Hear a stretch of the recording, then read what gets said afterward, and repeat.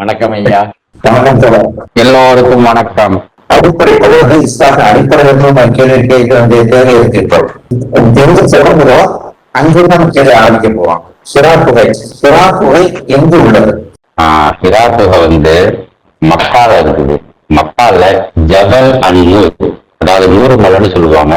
இது காபாவுக்கு வடகிழக்க ஒரு 3-3 கிலோமீட்டர் தூரத்துல இருக்குது. இன்னும் ஒரு பெரிய மலையா இல்ல சின்ன மலையா? மலை குன்று தான், சரியா சொல்லலாம். அது ஒரு மலை குன்று, அவ்வளவுதான். முகம்மதுக்கு முன்னாடி அந்த குகையில போய் தவம் செய்யற வழக்கம் இருந்திருக்குமா இல்லையா? இல்ல அந்த மாதிரி ஒரு குறிப்பு கூட இல்ல. ஆனா இந்த பழக்கத்துக்கு, அதாவது அரபியர்கள்ட்ட இப்படி ஒரு பழக்கம் இருந்ததா எங்கேயுமே இல்லை. ஆதாரபூர்வமான செய்திகள்ல எங்கேயுமே இல்லை. புகை கொஞ்சம் ஆபத்தானது, எளிதாக மக்கள் இருக்க முடிய இடத்துலதான் இருக்குன்னு சொல்றாங்க. அந்த உண்மையாகும். எப்படி எப்படி எப்படி புகை கொஞ்சம் ஆபத்தான இடம், இப்ப யாரும் இருக்க முடியாது அப்படிங்கிற மாதிரி சில கடைகள் நான் கேட்டிருக்கேன். அந்த மாதிரி ஒண்ணு இல்லையா? அப்படிலாம் ஒண்ணு இல்லை. பாலைவனத்துக்கு என்ன கலர் ஆபத்து இருக்க போகுது? புகை அமைப்பு அந்த மாதிரி ஒண்ணு இல்லை. காடுகளுக்கு உள்ளே உள்ளதில்ல. அங்க கடுமையான விலங்குகள்லாம் இருக்கும் அப்படிங்கிற மாதிரி ஒன்றும் இல்லை. அது ஒரு பாலைவனத்துல இருக்குது. பாலைவனத்துல இருந்து சில பாம்புகள், சின்ன சின்ன அந்த மாதிரி விஷ ஜந்துக்கள் இருக்கிறதுக்கு வாய்ப்பு இருக்குது. அது அங்கேயே வாழ்ந்த வர இருக்கிறதுனால அதை பத்தின புரிதல் இருக்கும். வெவ்வேறு இடங்கள்ல இருந்து இடம்பெயர்ந்து வந்தாதான் அது சிக்கல். மக்காவிலிருந்து மிக அருகில் தான், ஒரு 3 கிலோமீட்டர் தான். அது ஒரு பெரிய தூரமும் கிடையாது. இன்னைக்கு வேணா நடக்கிறவங்களுக்கு வேணா நடையே இல்லாம போனதுனால அது தூரமா தெரியலாம். அன்னைக்கு நடந்துட்டு இருக்கிறவங்களுக்கு அது தூரமே இல்லை. அதனால அங்க அந்த மாதிரி ஆபத்தான உயிரினங்கள்லாம் இருக்கிறதுக்கெல்லாம் எந்த விதமான சான்றும் இல்லை. சரி, அந்த என்ன பண்ணாரு?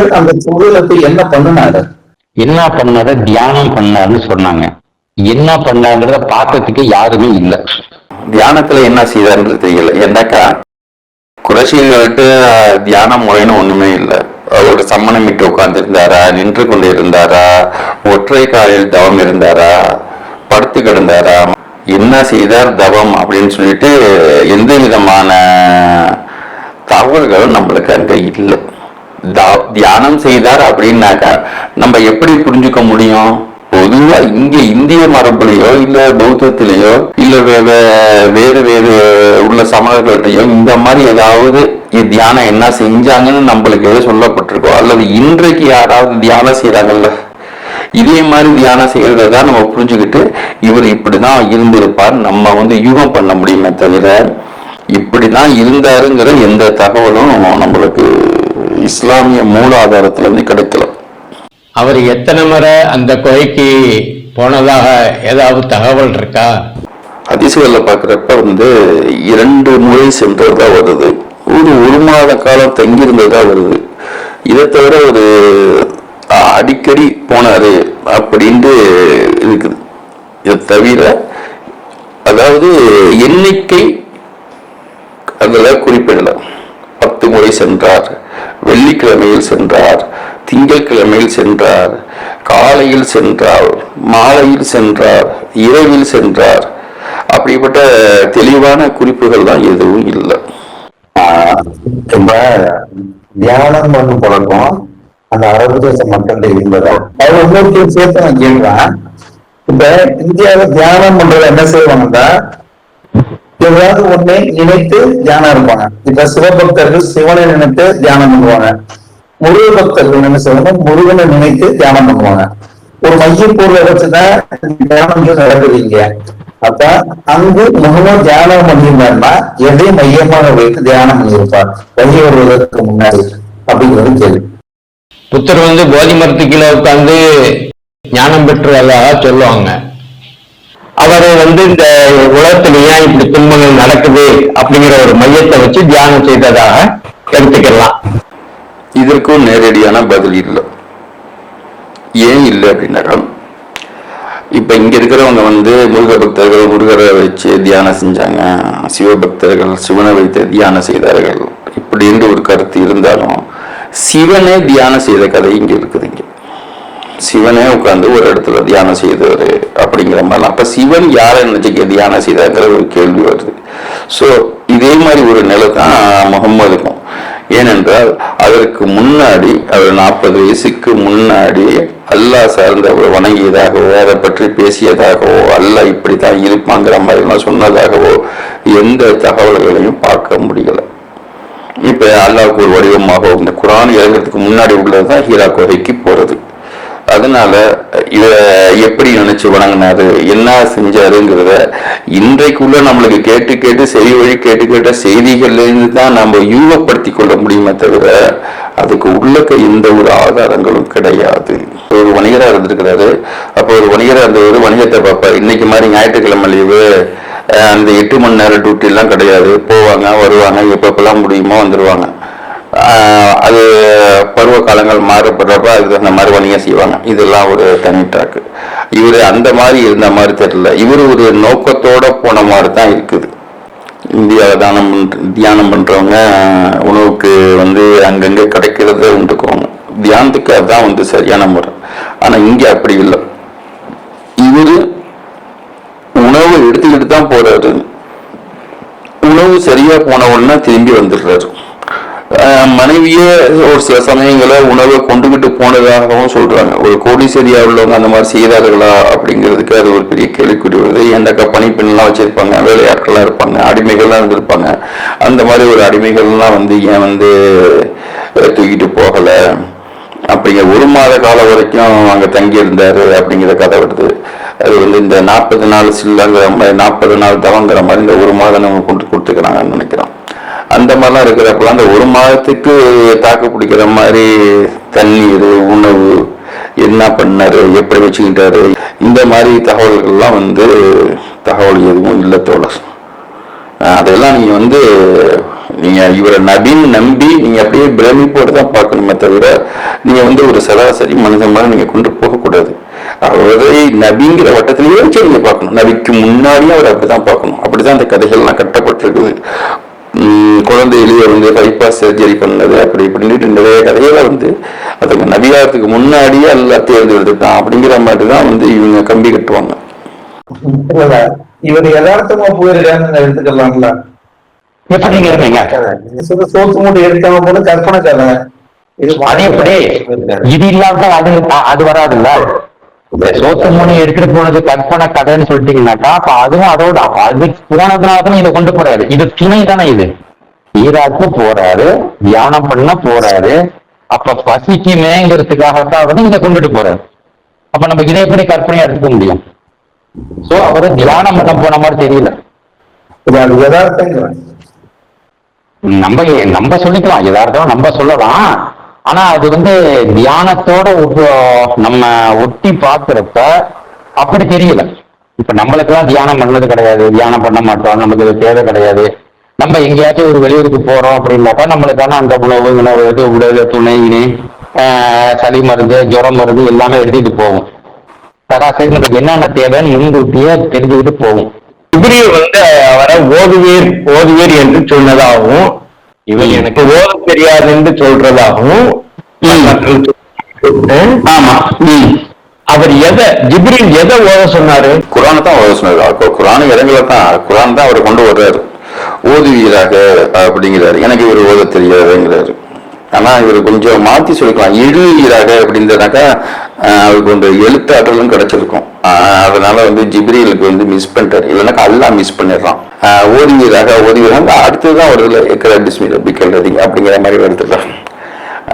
எழுதுகளத்தை அல்லாஹ் தான் படைத்தான் அப்படின்னு எழுதுகளத்தை அப்படித்தானே எழுத சொல்றாங்க. அங்க ஓத சொல்றாரு. அதாவது ஒழிப்பு தான் எழுத்து வரல. இதுல தான் குர்ஆன் வருது. எதை ஓத சொன்னாரு, எதை ஓத சொன்னாரு, அந்த 23 வருஷமா தூக்கிட்டு சுத்தினோமா அதைத்தான் ஓத சொன்னாரு. அதைதான் அப்படி எப்படி, அதாவது உங்களுடைய கண்டென்ட்டுக்கு ஏதாச்சும் நீங்க உருவாக்குறதுக்காக சொல்லப்பட்ட கதை தான் இது. சும்மா வீட்லயே இருந்தாருன்னு அதுக்கப்புறமெல்லாம் வகி வீட்டுல வந்தாரு, இப்ப அங்க இங்க வந்துங்கிறப்ப அது தொடர்ச்சிங்கிற மாதிரி போயிடும். வகி எங்கதான் வந்திருக்கு, அவருக்கு கனவுல வந்திருக்குது, பல முறையில வகி வந்திருக்குது. ஆனா அந்த ஸ்டார்டிங் புள்ளிங்கிறது ஒரு பில்டப்போட இருக்கணும்ல. அதுக்காக அந்த பில்டப் தான் ஈரக்குறையா உட்கார்றது, அந்த பெரிய உருவமா வர்றது, கட்டி பிடிங்கிறது, எனக்கு ஒண்ணுமே தெரியாதுங்கிறத ஒரு பில்டப் வகையா நீங்க பாத்தீங்கன்னா உங்களுக்கு எளிதா புரிஞ்சிடும். அதை விட்டுட்டு அதுல சொன்னதுலயே நீங்க நின்றுகிட்டு அப்படியே பாத்தீங்கன்னாக்கா நூற்றுக்கணக்கான கேள்வி வந்துகிட்டு தான் இருக்கும். அதுக்கு பதில தேடி தேடி போனாவே அந்த வெறும் நம்மளுக்கு மிஞ்சிறது 0 தான். ஜிப்ரில் காமிச்சதை பார்த்து அந்த பிஸ்வரபிக்கல் சொன்னாரா அல்லது அவர் அறியாம அந்த வார்த்தையை வந்து விழுந்ததா? அதாவது ஜிப்ரீல் கட்டி அணைச்சிட்டு ஓதுவீர் என்று சொன்னோன்ன 3 முறை சொன்னோன்ன முகம்மதே ஓதுறதாத்தான் சொல்றாங்க. உள்ளத்துல உள்ளுணர்வுல அந்த வசனங்கள் உதிச்சு அப்படிங்கிற மாதிரிதான் நான் நினைக்கிறேன். அதாவது ஜிப்ரீல் உள்ளுணர்வோடு முதல் வசனத்தை ஓதுனாருங்கிற மாதிரி இங்கேயும் இல்லை. கட்டி பிடிக்கிறாரு. கட்டி பிடிக்கிறப்ப அவருக்கு அதாவது நம்ம ஷேரிங் பண்றோம்ல, ஃபோன் ஷேரிங் பண்றோம், ப்ளூடூத்லாம் பண்றோம்ல, அந்த மாதிரி ஜிப்ரீல் கிட்ட நின்று அவரை கட்டி பிடிச்ச உடனே அதை இடம் பெயருது. இடம் பெயர்ந்தா அதுக்கப்புறம் தான் அவரால் சொல்லணும். அது ஒரு பில்டப். அதாவது முதல் தடவையா ஒரு வசனம் வருது, ஒரு பிரச்சனை வருதுன்னாக்கா அதுக்கெல்லாம் பில்டப் வரணும். இதுதான் சரிண்டாக்கா கனவுல எல்லாம் வந்திருக்குது. அப்ப கனவுல வர்றதுக்கு ஒரு ஹீரா கோரிக்கை போக வேண்டிய தேவையே இல்லை. எங்க தூங்கினாலும் கனவு வரும். சமயத்துல உள் உணர்வு உதிப்பாவே வந்திருக்குது, இருக்கிறப்பவே வந்திருக்குது. நிறைய வசனங்கள் அப்படித்தான் வந்திருக்குது. எங்கேயும் போகல, யாரும் வரல அப்படிலாம். இது ஒரு பில்டப். தான் நபின்னு சொல்லணுண்டாக்கா அதுக்கான பில்டப்புகள்லாம் கொடுக்கணும்ல. அப்படிப்பட்ட ஒரு பில்டப்புகள் தான் அந்த முதல்ல ஜிப்ரீல் பார்த்ததுங்கிறது, ஹீரா கோரிக்கை போனாங்கிறது, வானத்துக்கு பூமிக்கா இருந்தாரு அப்படிங்கிறதெல்லாம் ஒரு பில்டப் வகைத்தான். அதை தவிர வேற ஒண்ணு இருக்கிறதா தெரியல. ஜிப்ரீலை பத்தி கொஞ்சம் டெபினிஷன் இருக்கா? ஜிப்ரீல் பத்தின தகவல்கள் குறைசி சமூகத்துக்கெல்லாம் தெரியாத ஒண்ணு. அது சரியா சொல்லணும்னாக்கா அது யூதர்கள்ட்ட இருந்தும் கிறிஸ்துவர்கள்ட்ட இருந்தும் வந்த கண்டென்ட். அவ்வளவுதான். பைபிள் பழைய ஏற்பாட்டிலையும் இருக்குது, புதிய ஏற்பாட்டிலையும் அது சார்ந்த செய்திகள் இருக்குது. அதுக்குள்ள போனாக்கா ரொம்ப நீண்டு போயிட்டே இருக்கும். அடுத்தது ஜிப்ரீலுக்கு இன்னொன்று இந்த கட்டிப்பிடி ஒரு மேட்டர் இருக்கு. அதுக்கப்புறம் அவர் சில சமயத்துல அதிகமா வர்றது ஜிப்ரீல்கிட்ட தான் வருது அப்படிங்கிறது. சில சமயம் நேரடியா அவன் அந்த ஒளி மூலமாகவும் வருது. சில சமயம் கனவுகளாகவும் வருது. சில சமயம் ஜிப்ரீல் கண் அவருக்கு முன்னாடி தோன்றாம உள்ளத்தில் வரும். அந்த உள்ளத்துல வருதுங்கிறது அந்த ரூஹுல் குத்தூஸ் என் உள்ளத்தில் ஊதினார், எவரும் தனது உணவை முழுமையாக முடித்துக் கொள்ளும் வரை மரணிக்க மாட்டார் அப்படிங்கிற அவசரமெல்லாம் வந்துச்சு அப்படிங்கிற கண்டென்ட்ல வருது. ஒரு ஆணை போற ஜிப்ரீல் நேரடியாக உட்கார்ந்து பேசுவாரு. பல சந்தர்ப்பத்துல அடுத்தவங்களும் பார்த்துக்கிறாங்க. இதுல கதீஜா மட்டும்தான் ஜிப்ரீல கடைசி வரைக்கும் பார்க்கவே இல்லை. ஆனா ஒரு ஆணோட உருவத்துல ஜிப்ரீல் வர்றாரு. அதை சில சந்தேகம்லாம் கேட்பாரு. சந்தேகம்னா ஒரு முகமது பதில் சொல்லுவாரு. அதை கேட்டு போயிடுவாரு. அவர் போனதுக்கு அப்புறம் முகமது வந்துட்டு போனது யார் தெரியுமா? யாரு? இதுதான் ஜிப்ரீல் அப்படின்னு சொன்னாரு. அதுக்கப்புறம் தான் அவங்களுக்கே புரியும் ஒரு ஜிப்ரீல் அப்படின்ட்டு. அதுல சில சமயங்கள்ல மணியோசை போல வரும், சவுண்டு வரும். அது ஒண்ணு அவருக்கு ரொம்ப சிரமமா இருக்கும். ஒரு மாதிரி கடும் குளிர் வந்துடும், அப்படியே வியர்வை வளைஞ்சு ஓடும். இந்த மாதிரிலாம் இருந்ததா செய்திகள் ஹதீஸ் நூல்கள்ல செய்திகள் இருக்குது. அதுக்கப்புறம் வானத்துக்கும் பூமிக்குமா உள்ள இந்த கஜோடகரன் கடன் ஒன்று இருக்குல்ல இந்த இந்து மதத்துல, அந்த மாதிரி வானத்துக்கும் பூமிக்குமா நின்றாரு இப்படிங்கிற மாதிரிதான் பலவிதமான கண்டென்ட்ல ஜிப்ரீல் ஒரு ஹீரோ படுத்தப்பட்டிருக்காரு. மறுபடியும் நான் அதை தான் சொல்றேன். ஜிப்ரீல் கண்டென்ட் எந்த பக்கம் வகை கண்டென்ட் வந்தாலும் அது எல்லாமே பில்டப் வகை. அது உங்களுக்கு நம்ம கூட இங்க பார்த்துருவோம்ல, இந்த சாமியாடிகள் இருப்பாங்க. ஒரு பெண்களுக்கு அதிகமான சாமி வரும், ஆண்களுக்கு வர்றது ஆண்கள்கிட்ட ரொம்ப கம்மியா இருக்கும். பெண்கள்கிட்ட பெண் சாமியும் ஆண்கள்கிட்ட ஆண் சாமியும் வரும். அப்போ வந்தீங்கன்னாக்கா அவனுங்க வந்து ஓவர் ஆக்டிவ் பண்ணுவாங்க, டோரிமானுங்க, மரியாதை எல்லாம் பேசுவானுங்க, ஹை ஹூமானுங்க, கண்ணம் முருட்டுவானுங்க, நாக்கை கடிப்பாங்க. இந்த மாதிரிலாம் அதாவது அதீதமான செயல்பாடுகள்ல நார்மல்ல இருந்து அன்நார்மலுக்கு மாறுவாங்க. என்ன இடத்துல நம்புவாங்க, ஒருத்தவங்க நம்ப வைக்கிறதுக்காக இயல்பா பேசிட்டே இருக்கிற மாதிரி பேசினா முடியாதுல்ல.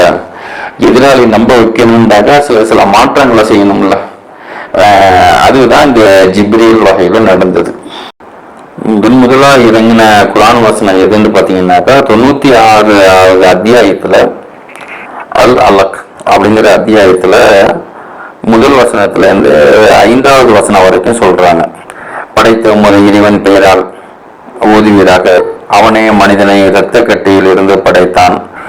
ஓதுவீராக, நீர் ஓதுவீராக, உமது இறைவன் பெரும் கொடையாளி, அவன்தான் எழுதுகோலை கொண்டு கற்றுக் கொடுத்தான், மனிதன் அறியாதவற்றை அவனுக்கு கற்றுக் கொடுத்தான்.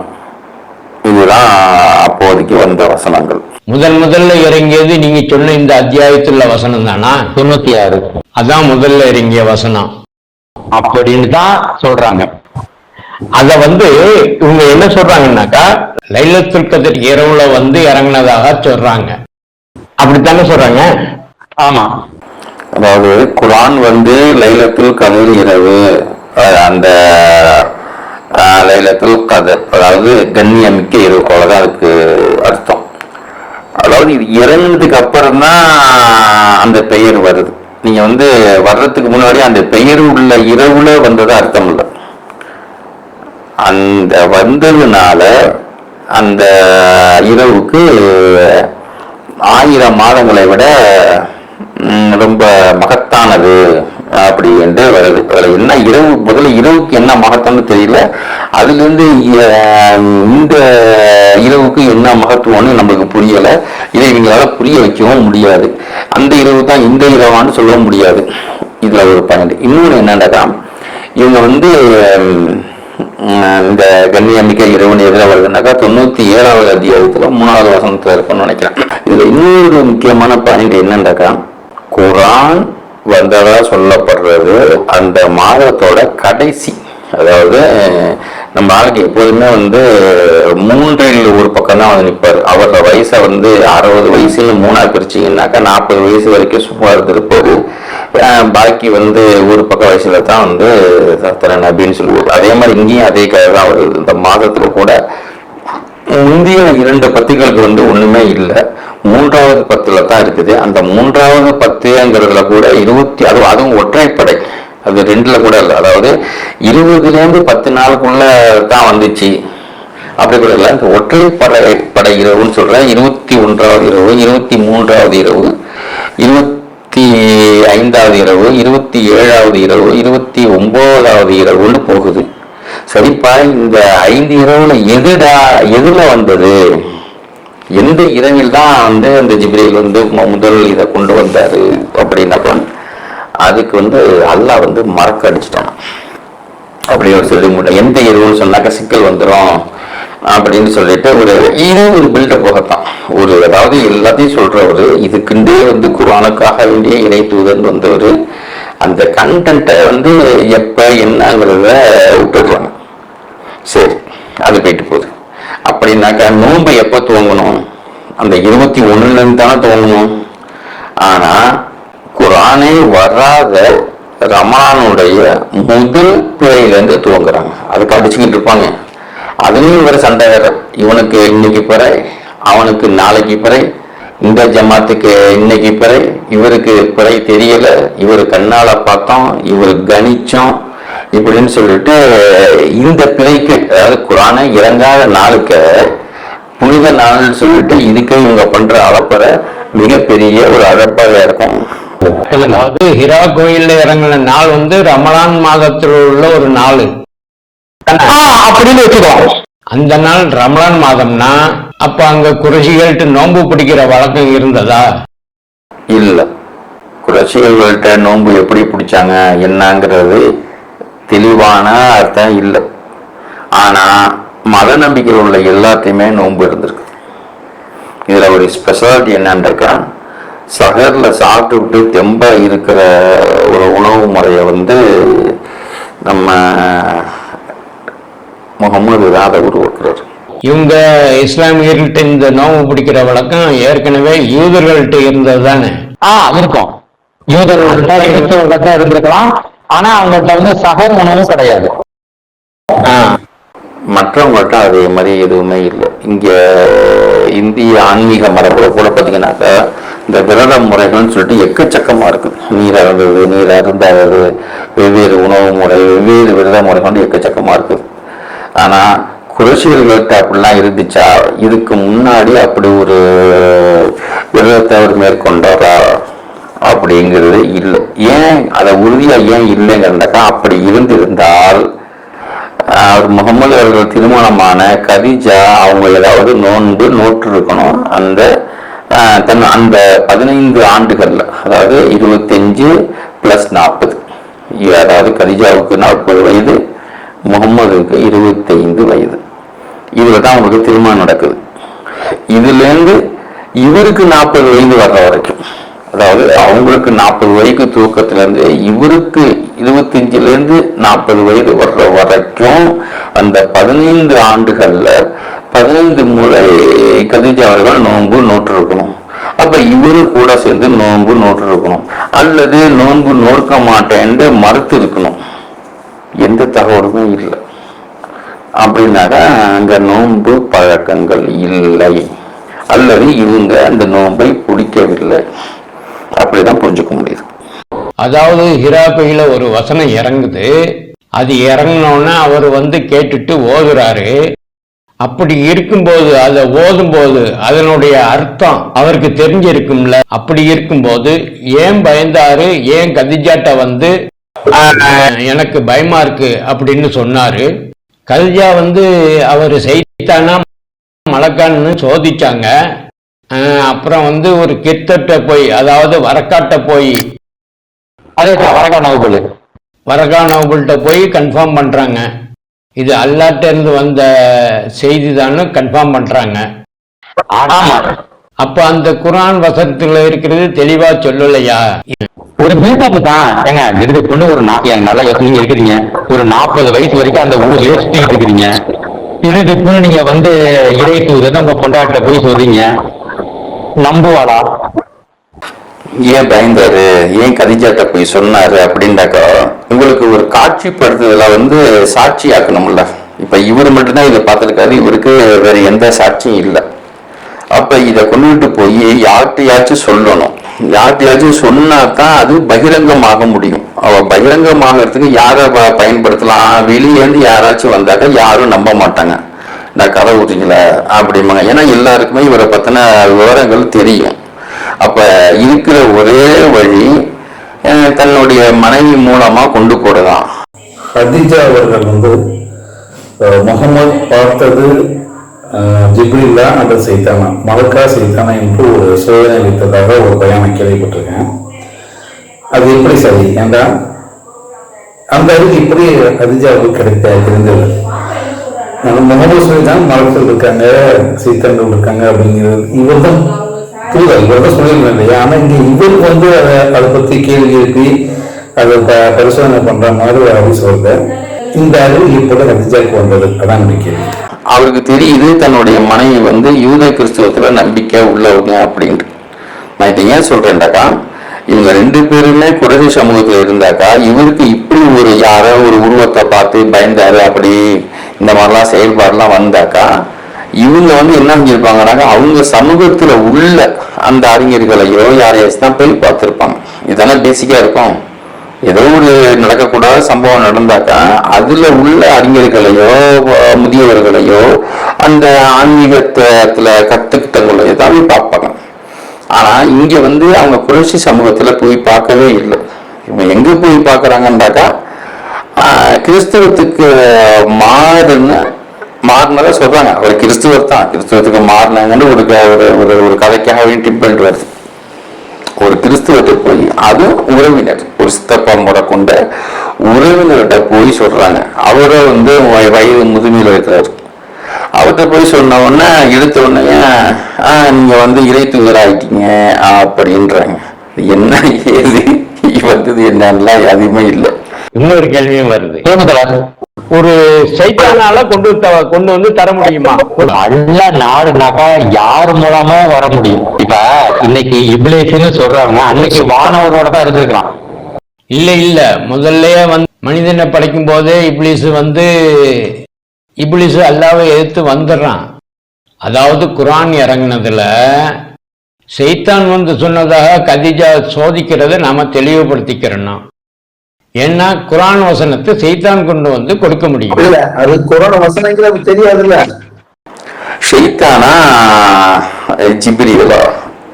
நான் ஏற்கனவே சொன்னதும், அதாவது இந்த சாத்தான்கிற கண்டென்ட்டும் இந்த கேப்ரியல், அதாவது தூயாவி கெட்டாவி, இந்த ரெண்டுமே யூத கிறிஸ்துவத்துல உள்ளது, குறைஷியர்கிட்ட உள்ளது அல்ல. குறைஷியர்கள்ட்ட உள்ள இருந்தா தானே நம்ம போய் இங்க தேடணும். ஏற்கனவே பைபிளுங்கிறது இருக்கிறதுனால அதில் உள்ள கொள்கைத்தால பழசு புதுசுலாம் நம்மளுக்கு ஆவணங்கள் கிடைக்குது. சாத்தாண்ட கெட்ட ஆவினாக்க அது என்ன செய்யுமா? கெட்டதையே செஞ்சுக்கிட்டு இருக்கணும். இவங்க கண்டென்ட் என்னன்னா கெட்டவன் அது கெட்டதுதான் செய்யும். எல்லா கெட்டதுன்னா எதுனாக்கா நிர்வாணமா பாக்குறது, உடல் உறவு கூடுறது, இதுதான் கெட்டதான். இதுதான் பெரிய காமெடி. ஒட்டுமொத்த இது அவங்க கான்சென்ட்லயே அவங்க கண்டென்ட்லயே ஆர்வத்துல இந்த கெட்ட செயல்லாம் செஞ்சுக்கிட்டு தான் மனுஷன் தான் இருக்கிறான். சரி, நம்ம அப்படி விட்டுருவோம். கெட்ட செயல் செய்யறது தான் கெட்டாவி, கெட்ட செயல் செய்யாதது தூயாவி. இப்படிதான் சைத்தானுக்கும் ஜிப்ரீலையும் நீங்க பிரிச்சு பார்க்கணும். அப்படிதான் அவங்க வச்சுக்கிறாங்க. இப்ப வந்தது யாரு அப்படின்ட்டாக்கா அவங்களுக்கு கதீஜாவுக்கு ஒரு ஐடியா வருது. அப்ப வந்தது சைத்தானா அல்லது கேப்ரியலா நம்ம பார்க்கறாந்தாக்கா என்ன ஐடியா? சரி வாங்கன்னு சொல்லிட்டு முகமது மணியில உட்கார வச்சுக்கிட்டு தொடையை நீக்கி காட்டுறாங்க. அப்படி காட்டினோன்னு ஜிப்ரீல் வெட்கப்பட்டு போயிடுறாரு. இதுவும் முகமது தான் சொல்றாரு. ஏன்னாக்கா கதீஜாவுடைய கண்ணுக்கு ஜிப்ரீல் தெரியலங்க. யார் யார் சஹாபா கண்ணுக்கெல்லாம் ஜிப்ரீல் தெரிஞ்சிருக்கிறாரு, மனித உருவம் இருந்திருக்கிறாரு. இங்க மனித உருவம் இவருக்கு கண்ணுக்கு மட்டும் தெரியுது, இவங்க கண்ணுக்கு தெரியல. அப்போ உடனே இவங்க முடிவுக்கு வந்துடுறாங்க, அப்ப கெட்டதை பார்க்கல, அதனால இவர் ஜிப்ரீல் சொல்லிட்டு ஒரு பெரிய ஒரு ஆராய்ச்சியில ஈடுபட்டு அந்த ஆராய்ச்சி மூலமா முடிவுக்கு வந்துடுறாங்க, இது கெட்ட ஆவி அல்ல, தூய ஆவி அப்படின்ட்டு. முகமதுடைய வரலாறு பல பேர் எழுதியிருக்கிறாங்க. அதுல அர்ரஹீக் என்ற புத்தகத்தை சரியானது, ஆத்தன்டிகேட்டடு என்று சொல்வார்கள். ஆனா எல்லாருமே இந்த ஹதீஸ்களை அடிப்படையை வச்சுதான் எழுதியிருக்கிறாங்க. வரலாற்று ஆவணங்கள், தொல்லியல் ஆய்வுகள் இதெல்லாம் எதுவுமே முகமது நபி வரலாறுக்கே கிடையாது. இப்படி வரலாறு எழுதின எல்லாருமே அவருடைய இளமை காலத்திலிருந்து பல குறிப்புகளை எழுதுறாங்க. பெற்றோர்கள் யாரு, அவர்கள் இறந்து விட்டது, அவர் சித்தப்பாவிட்ட வளர்ந்தது, அவர் சிறுவராக இருந்த போது நடந்த சில நிகழ்வுகள், 25 வயசுல வணிகராக பல நாடுகளுக்கு, தூர தேசங்களுக்கு பயணித்தது, போய் வந்தது, சரக்கேற்றி கொண்டு விற்றது, இப்படி நிறைய சொல்லியிருக்கிறாங்க. ஆனா முகம்மது ஹிரா குகைக்கு ஏன் போனார் என்று மட்டும் யாரும் சொல்லல. அங்க போவாரு, இருப்பாரு, பின்னாடி வந்துருவாரு, அப்புறம் மறுபடியும் போவாருன்னு தான் சொல்லியிருக்காங்க இல்லையா. எதுக்காக போனாங்கன்னு சொல்லவே இல்லை. பொதுவாக தனிமையில ஒரு இடத்துல போய் பல நாள் தங்கினா துறவரம் இருக்காரு, தவம் செய்யறான்னு சொல்லுவோம். அப்படி தவம் செய்தாரு என்று கூட சொல்லல. தவம் செய்தார்னு சொல்ல வரும்போது அதுல பல சிக்கல்கள் இருக்கு. எந்த நோக்கத்துக்காக தவம் செய்தாரு, எந்த கடவுள் நினைச்சு தவம் செய்தாருன்னு சொல்ல வேண்டியது இருக்கும். அதனால அவர் ஹிரா குகைக்கு போய் தவம் செஞ்சாருன்னு யாரும் சொல்லல. ஹிரா குகைக்கு போவாரு, தனிமையிலே இருப்பாரு என்றுதான் சொல்லியிருக்காங்க. அவர் ஹிரா குகைக்கு போனது சரியான காரணம் என்ன, அவர் ஹிரா குகைக்கு போனதை பத்தி இந்த வீடியோவோட கலந்துரையாடணும். எங்களுக்கு சரியான காரணம், துல்லியமான காரணம் என்னன்னு சொல்ல முடியல, தெரியல. உங்களுக்கு தெரிஞ்ச கமெண்ட் பாக்ஸ்ல சொல்லுங்க. நன்றி. For detailed analysis, subscribe, like, share, click notification.